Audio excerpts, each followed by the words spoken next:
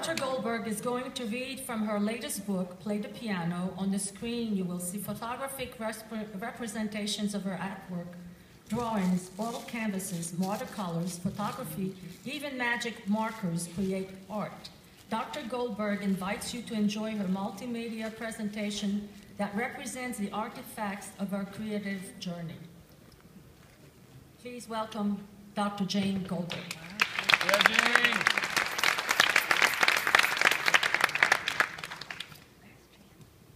When I was young and still exploring who I was going to become, I tried my hand at dance. So I'm prancing along the floor and the teacher says, "You'll move like you have a wooden leg." So I tried singing, la la la, and the chorus leader said, "Jane, are you singing?" And I said, "Yeah." And she said, "Could you stop?" Fortunately, I had a mother who encouraged me in other directions. So I'd go to the piano and I'd call out, "Mom, are you listening?"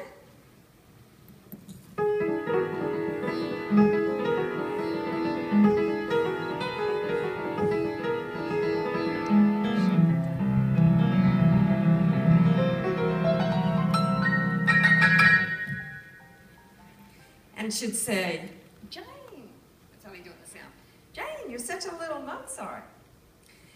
And then she would look at my art, and she would say, "Jane, you're such a little Picasso." But most of all, she helped me to find my voice. I found my voice through the words that fell from me, grew, and then found others. I'd like to read from my latest book. I was in the room with my mother the moment she died. My sister whispered, "She stopped breathing." I felt that this couldn't be true, that it was a most unexpected turn of events. I insisted, "No, she's still breathing." I had not quite been able to grasp that this woman who had been my mainstay for 37 years could be gone. And I think that I'd not given up hope that eking out one more precious moment of life with her. And now, years later, my mother remains still alive within me. I startle myself sometimes when I clear my throat, and the sound is so intimately familiar to me. It's as though she's in the room with me, alive again, readying her voice to talk to me, or even closer. She's within me. It is in some non-physical, non-real way her throat that is being cleared.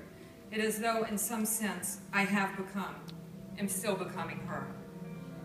It's important to keep my mother alive in me as a kind of ghostly guide to the raising of my precious, ever-vibrant, infinitely energetic newborn daughter. As my mother helped me to find my own true voice, I endeavored to do the same with my Molly. I marvel at the emphaticness of her sweet coos and goos, even her clangorous cries, which all arise from the center of her being. Each of us, as children and adults, can retain this unity of self that baby Molly demonstrates. It is how we should all aspire to live, from our center outward to the farthest boundaries of our bodies, filling ourselves with ourselves. Thank you.